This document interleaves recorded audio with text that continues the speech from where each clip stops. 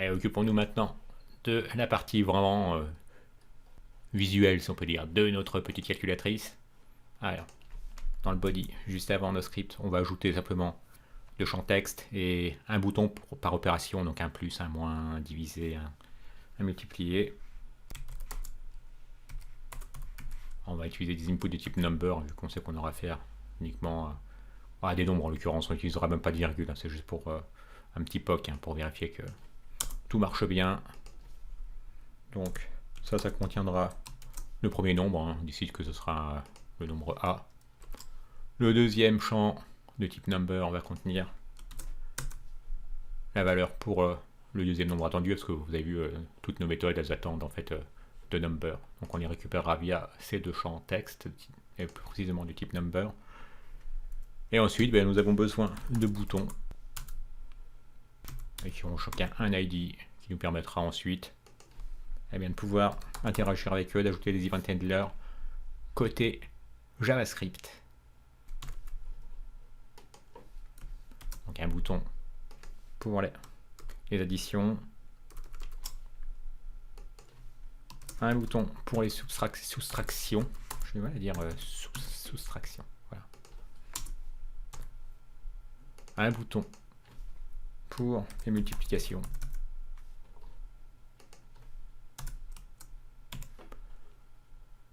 Et enfin, un bouton pour les divisions.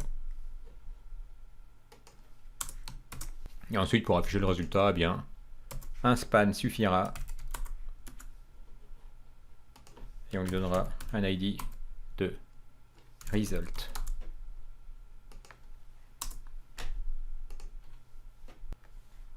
Voilà, et regardez, quand on sauvegarde, regardez à quelle vitesse ça nous build, c'est incroyable. C'est en plus un outil très rapide. 87 millisecondes. Voilà, donc on se retrouve avec nos boutons, nos champs texte. Bon, pour l'instant, il ne se passe rien. Ah oui, également pour bien vous montrer comment on peut également bundler un fichier, un CSS. Voilà, il est un peu gros ce champ texte, donc on va simplement lui donner allez, une width de 50 pixels, hein, comme ça, oui, ce sera mieux, et 50 pixels, ce sera bien. Donc on va se créer un fichier à la racine, donc style.css, et qui contiendra simplement une entrée pour dire que toutes les inputs de type number auront une largeur de 50 pixels, hein, c'est ce qu'on vient de tester. Et donc maintenant, nous pouvons ajouter un petit link vers style.css. Voilà, donc maintenant on voit que nos champs texte sont un peu moins imposants, et c'est tant mieux. Allez, c'est parti maintenant pour la partie...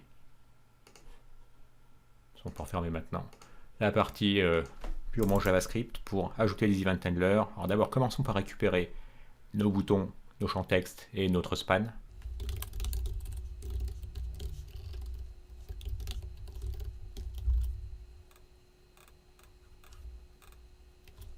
Voilà, subtract. Voilà.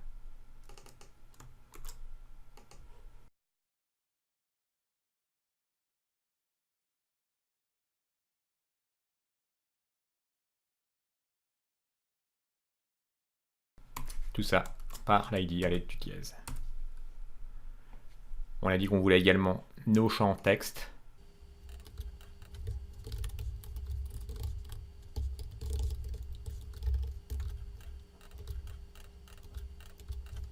Et enfin,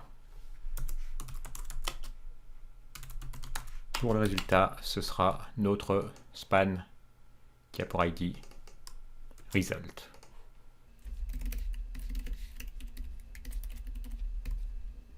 Il s'agit maintenant d'ajouter des event handlers sur nos boutons. Ça se fait à l'aide de l'habituel add event listener. Et on va écouter l'événement click. Et quand l'événement click se produira, on exécutera cette fonction-là qui va simplement faire appel à notre calque. qui se trouve être un objet qui comporte ces 4 fonctions. Donc on va récupérer dans une constante qu'on décide d'appeler res le résultat de notre calcul, simplement en appelant, alors ici on est dans le btn add, donc il suffit d'appeler la méthode add, et qui attend 2 chiffres. Alors attention, comme avec notre query selector, on récupère bien une value, mais une value qui ne sera pas un number, il faut bien qu'on pense à caster en number. Je vous rassure, je me suis fait avoir, j'avais oublié de caster en number. Alors caméra. Alors, txtb. Voilà. Et donc maintenant, on peut mettre à jour notre span, et plus précisément son inner HTML, pour qu'il nous affiche le résultat. Bon, ensuite, pour les 3 autres boutons, c'est à peu près la même chose. Sauf que on va utiliser subtract. Et pour subtract, évidemment, on utilisera la méthode sub pour multiply.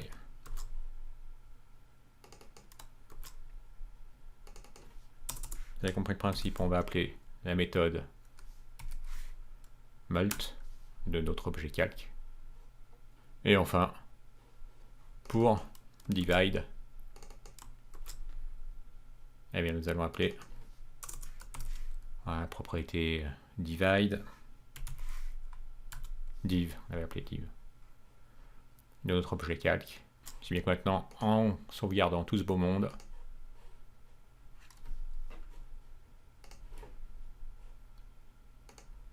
et si on met 1 et 2 ça doit faire 3, c'est le cas, 1 moins 2 ça va faire moins 1, 1 fois 2 ça fait 2, 1 divisé par 2 ça devrait faire 0,5. Eh bien écoutez, tout marche. Donc maintenant, il ne nous reste plus,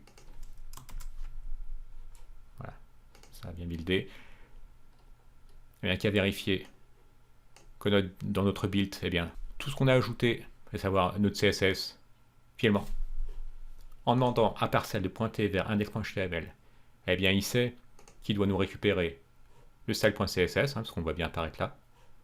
Il sait qu'il doit nous récupérer index.js. En fait, c'est le bundle, parce que ce bundle, il sait que depuis index.js, on importe calque. Donc tout ça, c'est dans cet unique fichier JS. Et bon, maintenant que notre petite application est finie, vient le moment de générer un build plus adapté à la production. Pour ce faire, nous allons créer un petit script qu'on décide d'appeler build.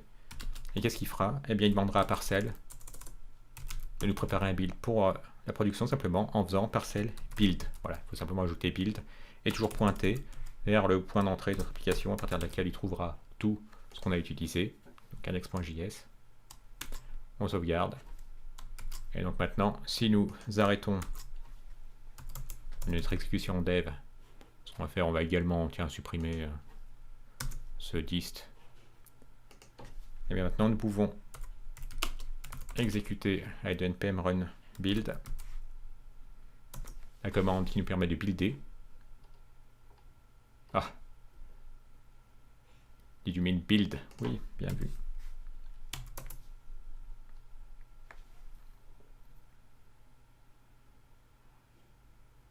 On voit que ça dure un peu plus de temps, simplement parce que ça fait un peu plus de travail. Ah, c'est peut-être parce que j'avais des choses ouvertes. Oui. Alors, c'est reparti.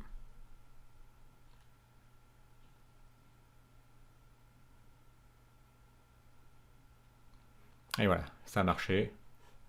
En 5 secondes, ça nous a créé ce bundle qui comporte notre JavaScript qui lui-même importe ce fichier JavaScript, calque.js, notre fichier HTML, notre fichier CMS, bon, et avec les fichiers map correspondants. Ça c'est simplement pour rendre plus facile le débogage. Et donc si nous ouvrons notre répertoire de listes et que nous le lançons dans un serveur,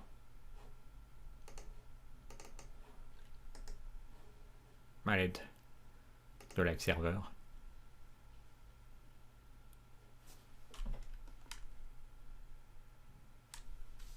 Eh bien, hormis la favicon, qui ne trouve pas, bon c'est normal, on n'en a pas.